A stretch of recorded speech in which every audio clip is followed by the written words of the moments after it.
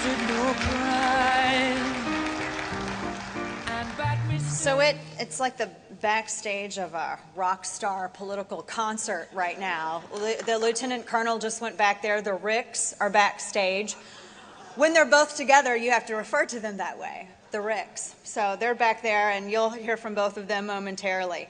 Our next speaker, Rick Santorum. Everyone is familiar with Rick Santorum, a candidate for the Republican nomination for President of the United States, just our last election. And, you know, he really stood out there as a voice for many, especially as the primary went on. He really stood out as a voice for many who felt voiceless, who felt as though their particular concerns, their particular issues were not being heard. Now, prior to running for this, obviously, he served in the U.S. House of Representatives from 1991 to 1995, Senate from 95 to 2007. Please help me give a warm Missouri welcome to Rick Santorum.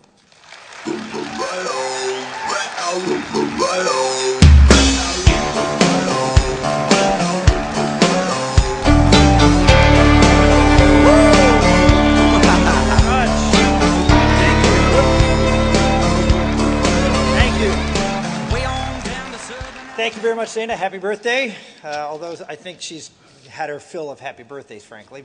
But it's great to be here in St. Louis. Great to be back in Missouri. Great to be back in the place that we had a little celebration here a little over a year ago with the primary here in Missouri. And we were in this very location, and so it brings back a lot of happy memories for me. And I just wanted to come here to announce a little news this morning. Not news, but remind you that I've taken a little different path here.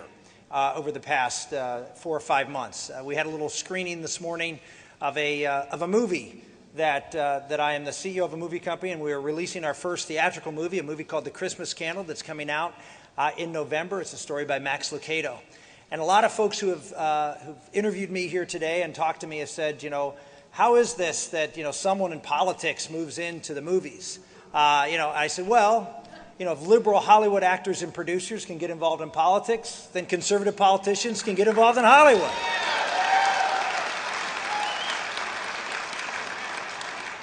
But the real issue is a bigger issue.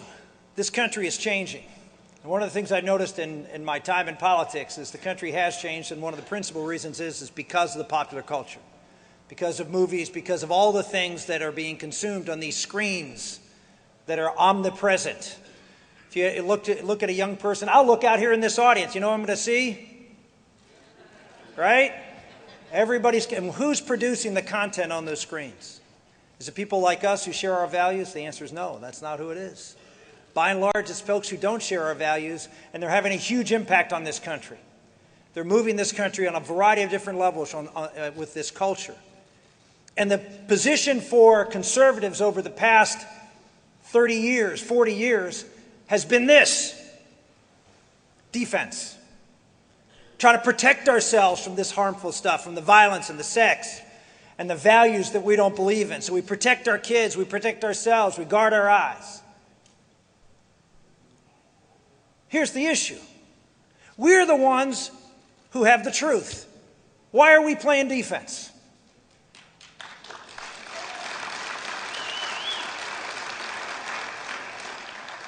They are the ones who are telling the stories. And my point today is that we have to get better at telling stories. Now, I'm not just talking about me as a storyteller being the CEO of a movie company. My message to you is that we have to be better as conservatives in telling stories. Because like it or not, that's how America is learning today. They're not learning, they're not relating based on truth and reason. They're learning and relating based on emotion and feelings. You can complain about it, but the bottom line is, let's remember this. 83% of the Bible is stories. Aristotle once said, "Give me the storytellers, and I will control the country in a generation." If you were to turn on C-SPAN, I'm sure some of you have been watching a little C-SPAN here the last week or so. But turn on C-SPAN and take a piece of duct tape. Always good to have duct tape. Take a piece of duct tape and put it across the bottom of your screen so you can't see the name of the senator.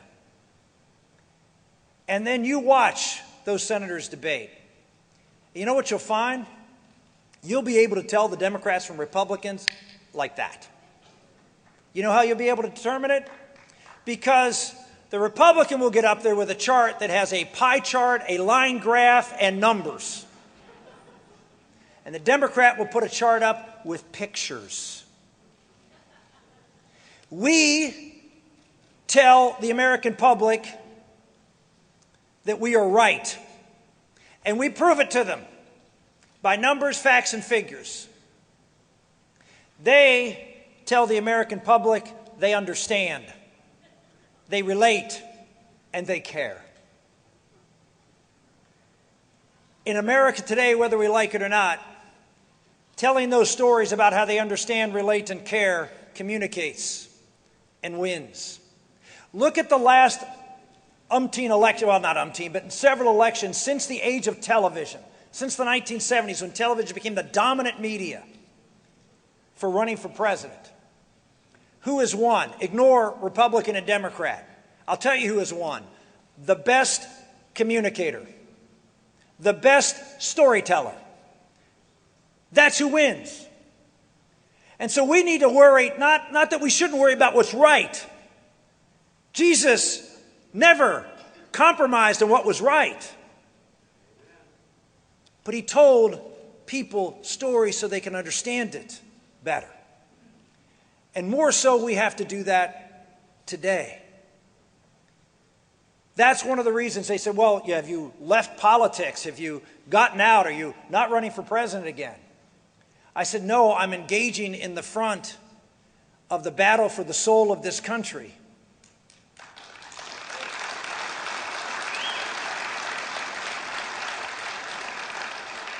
I look back on my campaign, and when I meet people afterwards, do you know what people ask me about? They ask me about my economic policy. They ask me about my tax plan, my position on this and that. No, they don't. The two things I hear more than anything else is they ask me about my daughter, Bella.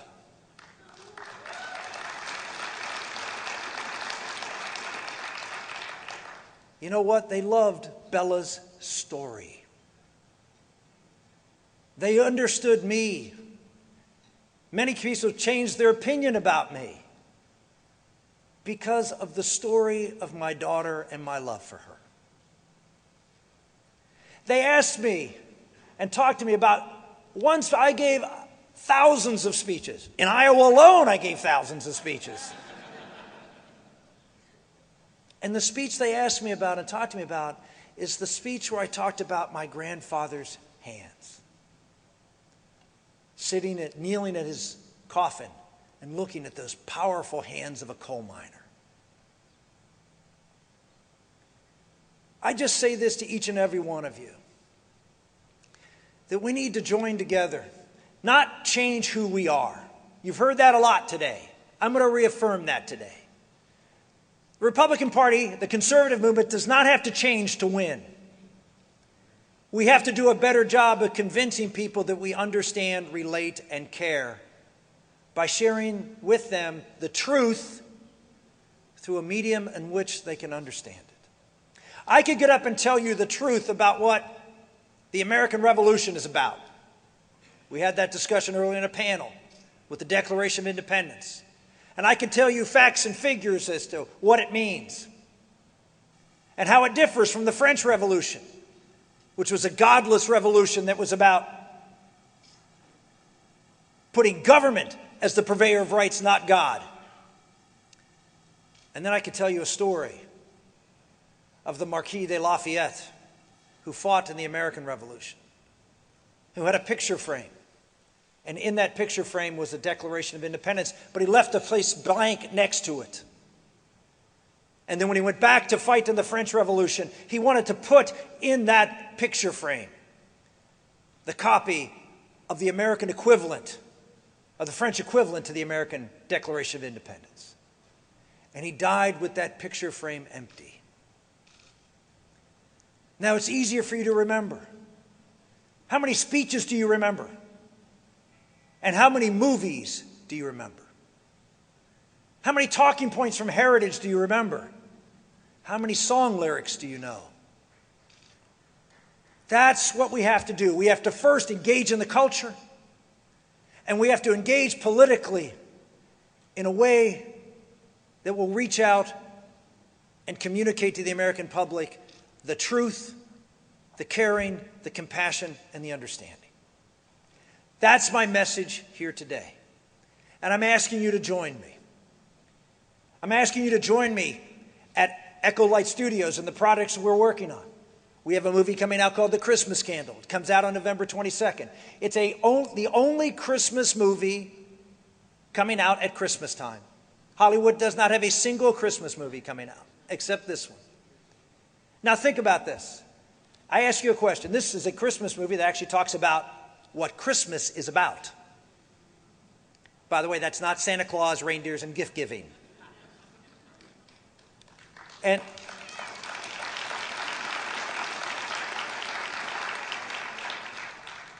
name me the last time you went to the theaters during Christmas time and saw a Christmas movie about what Christmas was all about. You have to go back to black and white movies. That's how long it's been. Because we have neglected our role in fighting for what we believe in all the arenas. Here's the difference between them and us. Here's the difference between the right and the left over the past 40 years. Here's why we're losing. Why are we losing? Are there more of them than there are of us? No, there are not. Every poll you look at since Ronald Reagan, maybe before, there are about 40% of the American public identifies themselves as conservatives, 20 or less as liberal. Yet they're moving the needle. Why? Well, it's the same reason going back to the American Revolution that we won the American Revolution against a much stronger British Army and Navy. Remember, roughly half of the United States was on the British side, the people in the country, much less the British themselves. They had better uniforms, they had better generals, they had better equipment, they had better artillery, they had better everything. But we won. Why did we win? In my opinion, you hear that at the end of the Declaration of Independence, because we mutually pledged to each other our lives, our fortunes, and our sacred honor.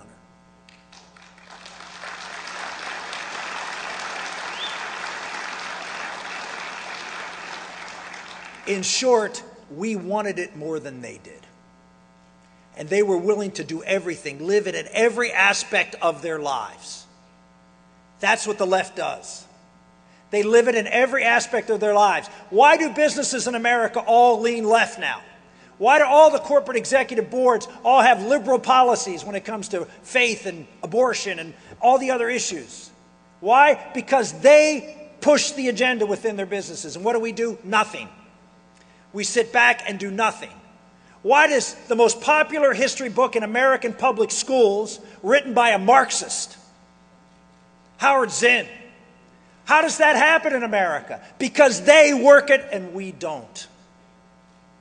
How is it that the family is breaking down and we don't have any policies that go to try to support the American family? How does that happen? Because they work and we don't. We're going to win this battle. It's not just about engaging in politics. That's important. I'm here. It's important. But it's also engaging in the culture. It's engaging in your church to make sure the pastor isn't afraid to speak the truth at the church. It's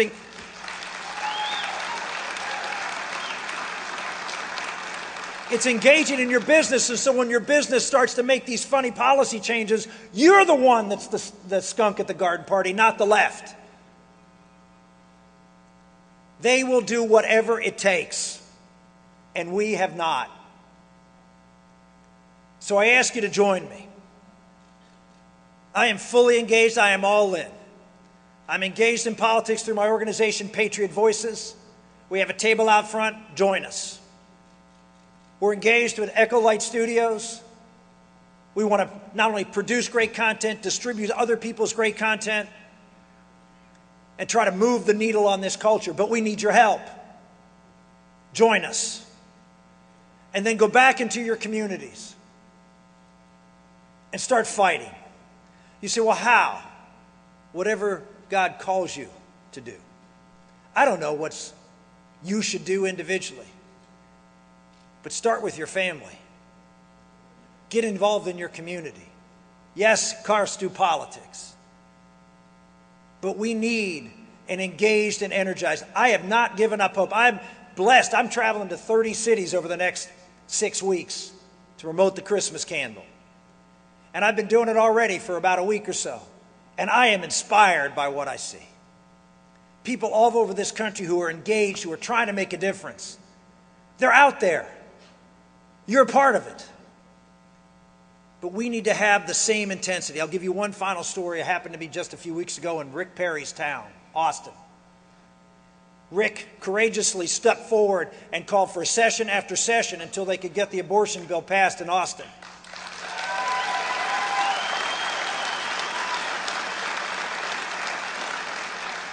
And the last time he called it forward, I went down there and did a press conference to support the legislation. And I ran into a group of Students for Life, a busload that had come down from Washington, D.C. And so I spoke to them. The next day, the Austin American-Statesman runs an article which says this group of 60 students came down to help Governor Perry. And they're staying at a local church. And since the church didn't have any showers, they're showering at the local YMCA.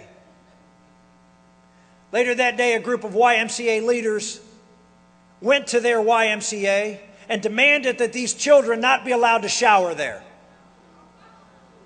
And while they were in the showers, they were thrown out. That's how much they want it. How much do you want it? How much are we willing to sacrifice our lives, our fortunes, and our sacred honor? Quit cursing the darkness that somehow America is slipping away. Engage. Join me. We can win. God bless you.